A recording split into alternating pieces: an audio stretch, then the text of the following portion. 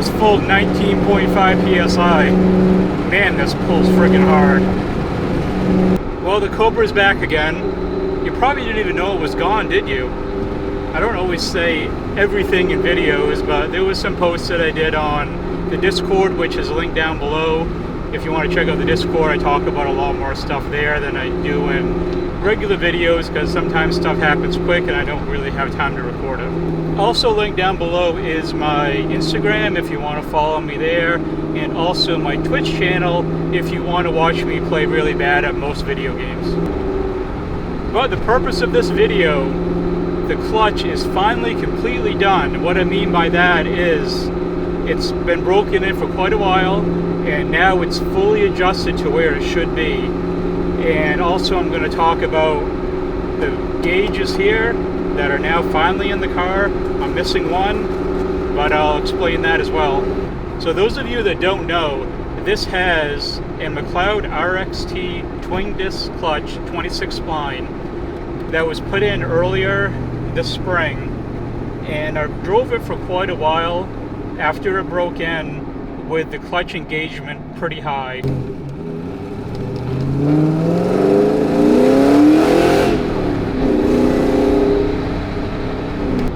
That's how it was set at the shop when I took delivery of it after the clutch install was done, along with the 26 spline input shaft.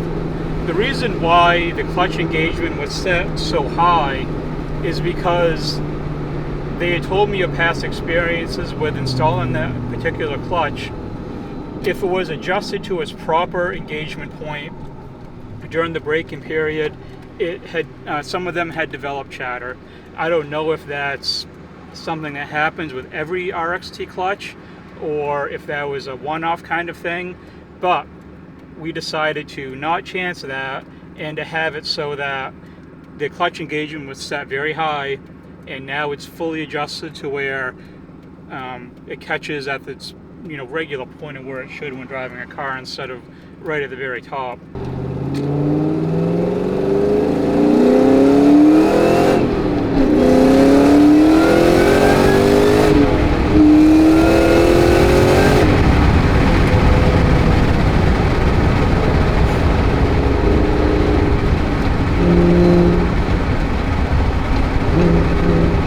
Man, this thing's spicy.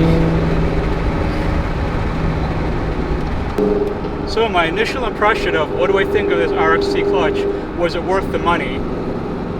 If you're looking at getting into a clutch that's at around the price point of what these cost brand new, this thing is unbelievably smooth. I never experienced one of these cars stock with the OEM cable brand new out of the box, or brand new OEM clutch, so I don't know what this car was like when it was new, but I don't think it felt better than what it does right now. To tie all of this together to go along with the RXT clutch, I believe it's a UPR adjustable cable. I couldn't go with the Ford OEM one because it wouldn't fit. I needed an adjustable cable. So it has an adjustable cable, and it also has a Stida double hook quadrant with a firewall adjuster.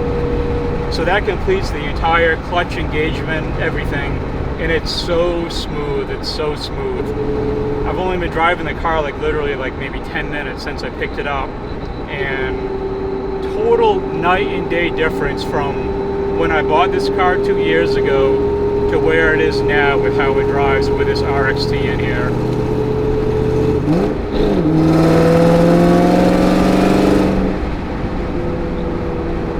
The other gauge I have here is a lunar boost gauge. I bought this lunar gauge off someone that was selling it.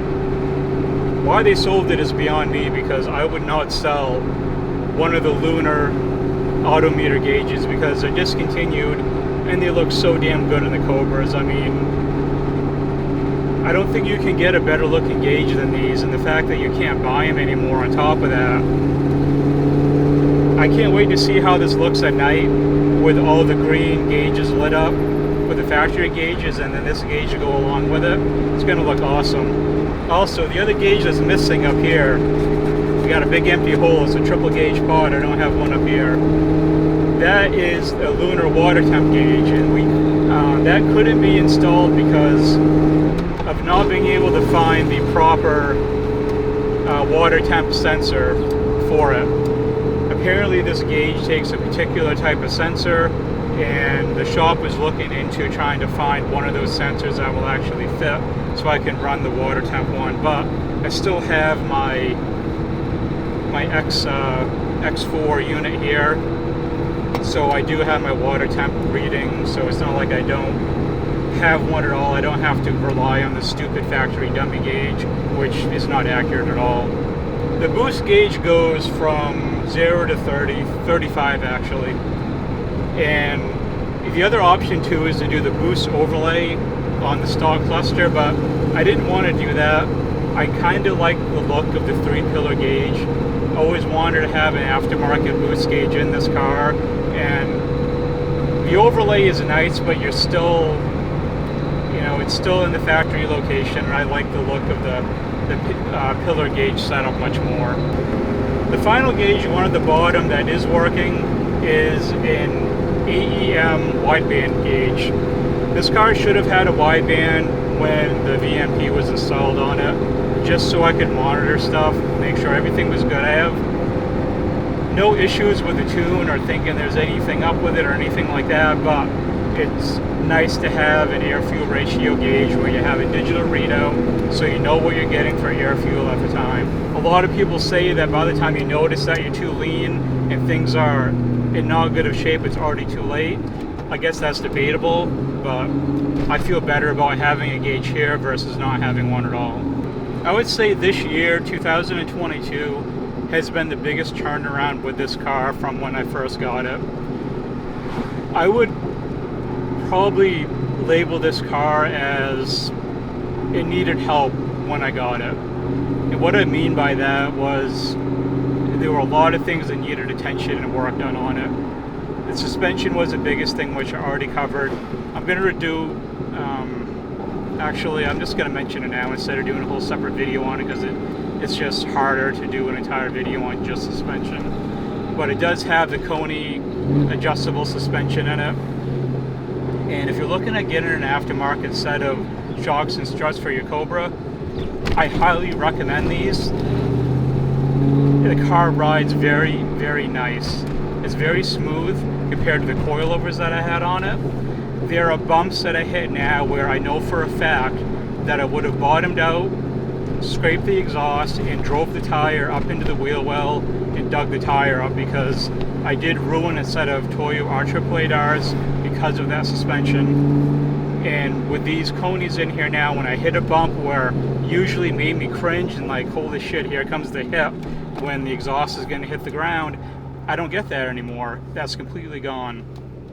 So this car, in that aspect, is so much better. The way it drives now with this clutch, where the clutch engagement is on it, it's like a total 180. I mean, there was a point where I wasn't really seriously considering it, but there were times where I'm like, you know what, this car isn't what I thought it was going to be, and am I doing the right thing by dumping, money into this thing where it's just not that enjoyable to drive? But I stuck with it, knowing that as I do these things, the suspension, getting the clutch adjusted correctly, everything that I've done with it to help the drivability aspect, things would slowly improve. And that's where I am with this now, where, man, this thing, it's so much better than it was.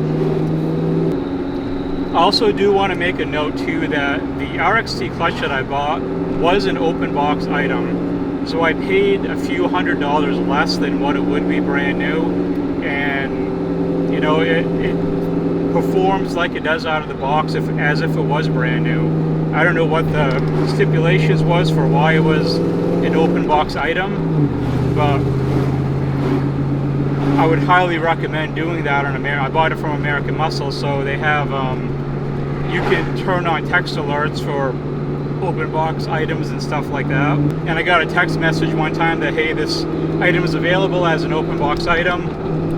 I grabbed it immediately because I think it was like either $8.40 or 920 or something like that. I can't remember, but it was somewhere in that ballpark. So I grabbed it immediately, considering the clutch brand new was significantly more, and this couple $100 savings was nice on it.